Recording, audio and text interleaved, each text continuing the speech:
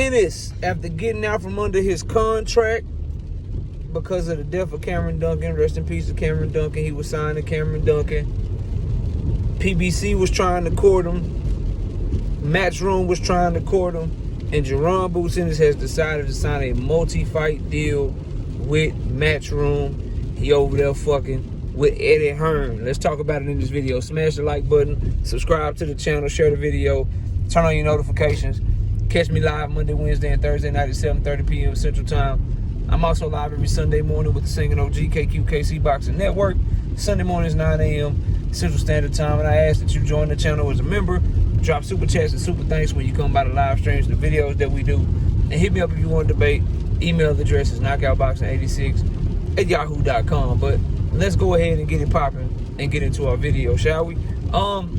So this is good news to me.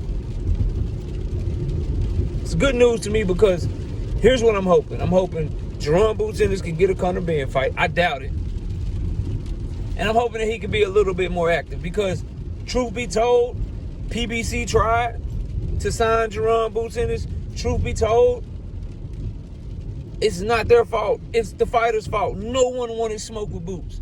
And I suspect he's probably going to have the same problem getting fights over there on the zone with Matchroom against the names that we may want to see. Like, you want to see him with a Conor Benn.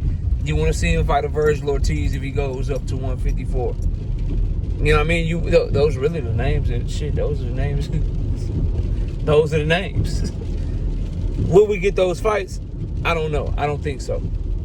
Hopefully we do, though, because those are the two fights at Matchroom zone that you want for him. Now, if Devin Haney's coming up to 147 or Super Matias is coming up to 147, then of course, yes, we want those fights too. But of how it currently stands at 147 pounds, what you got over there? Giovanni Santillan and Alexis Rocha, a Conor Benn. Will guys like that, will they get in the ring with him, bro?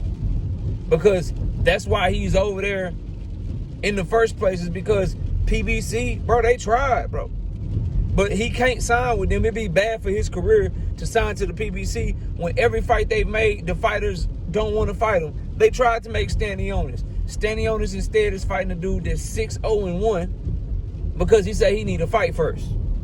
So he don't want to fight Boots. Cody Crowley just ducked Boots to go fight in France against Soliman Sissoko or some shit. He had an opportunity to become a world champion. Cody Crowley claims when you interview him, when he talks about shit, that's the only thing that's on his mind is becoming a world champion. Well, he had an opportunity to compete for a world championship against Jaron Ennis. They called off the purse bid because they supposed to have had a deal for Jaron Ennis and Cody Crowley, and Cody Crowley pulled out the deal. Mario Barrios was supposed to fight Jaron Ennis. But instead, he's fighting Fabiano Maidana, the little brother of Marcos Maidana, because he didn't want no smoke. Mario Barrios is defending his WBC interim title against Fabiano Maidana instead of fighting Ennis for the real IBF title. Imantas Stanionis is defending his regular WBA title against a 6-0-1 fighter instead of fighting for Jaron Ennis' world title in the IBF. So when you look at it from Jaron Ennis' perspective, I fuck with you, Steven Espinosa. We signed a direct deal with you, you know. I see how Al Heyman do business. We fucking with y'all, like we like y'all and shit, but y'all can't get us no fights. All of the fights that you trying to make, these dudes won't get in the ring with me. Keith Thurman left 147. Danny Garcia left 147. Earl Spence left 147 after losing to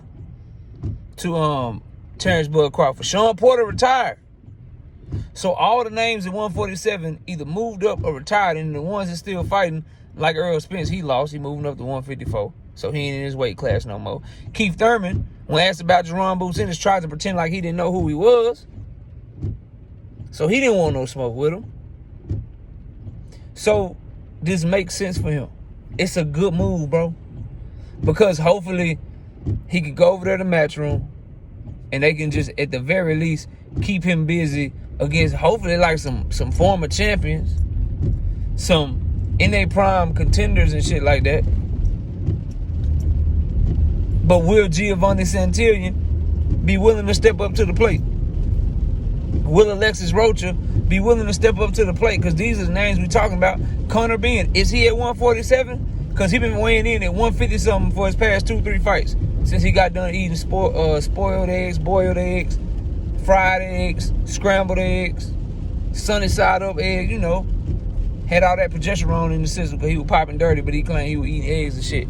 Will he step up to the plate to fight Jaron Boots Ennis? If not, it's not going to matter.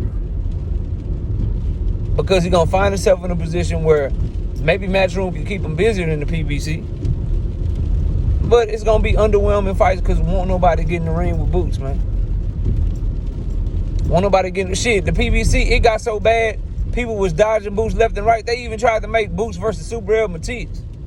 But Matias, the boogeyman at 140, the one don't nobody want to fight at 140, was like, nah, I ain't going up to 147 to fight him. I'm going to stay right here at 140.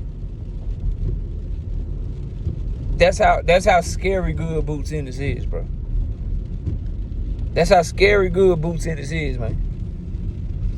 So, hopefully he getting a real good bag for this. Hopefully he can get the fights that we want to see him in. And at the zone, man, it's few and far between. The only fight at 147 is maybe Conor Benn. And I don't even know if Conor Benn is a 147-pound fighter anymore. So this looks like kind of when Devin Haney went over to Matchroom the zone. He had to go over there to get the bag. They offered him a bag he can't refuse, but in his first deal over there, all his fights were underwhelming. And that's what it's looking like for Boots Ennis. Like, you going over there to get a deal, you're going to be active, but this multi-fight deal, what big fights are there going to be for him? But he's such a talent that I just want to see him fight. I just want to see him in the ring. He's so talented, so gifted. So as long as I get to see Boots in this fight, that's cool. But eventually he had to realize that the dudes that they were offering up didn't want to fight him. Dudes kept pulling out of contracts, kept needing new fights, going to other sanctioning bodies and shit. Like, he couldn't get an opponent over there. And he always ready, so he ain't got to get ready. So what are you to do if you him? You go get a bag. You go see what Eddie Hearn can do for you. And then you look at the landscape of 147 pounds. You know Boots Ennis wants big fights. You know he wants to be undisputed. Well, it's going to be hard for him to do that. Terrence Crawford still has his WBO strap, his WBA, and his WBC right now.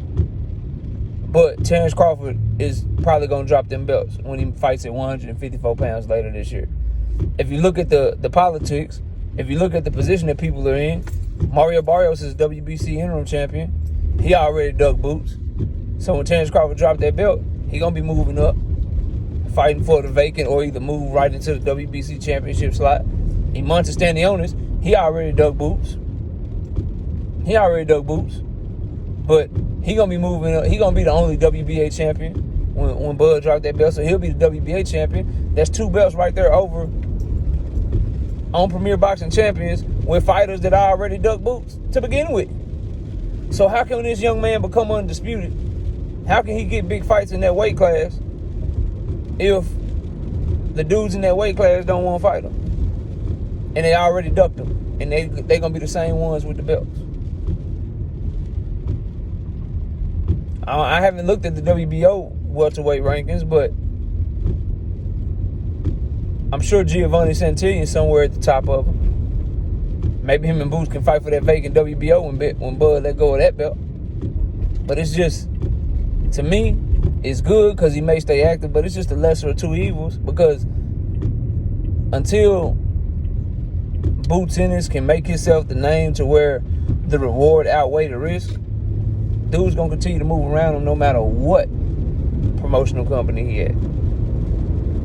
Them dudes at the zone ain't finna be rushing to fight him. So I can't wait to see what type of fights he get. I can't wait to see him in the ring. I'm happy for the young man. Salute to him. But I got a sneaky suspicion and a sneaky feeling that he's going to run into some of the same things in Matchroom that he ran into when he was fucking with Showtime. He's going to run into some of the same situations. where dudes don't want to fight him. Y'all let me know what y'all think, man. Comment below, smash the like, sub to the channel. Jaron Ennis, now a Matchroom fighter on a multi-million-dollar deal. We happy for the young man over here. I just hope he can get some better fights than what he been getting. We'll see y'all soon, man. Peace out.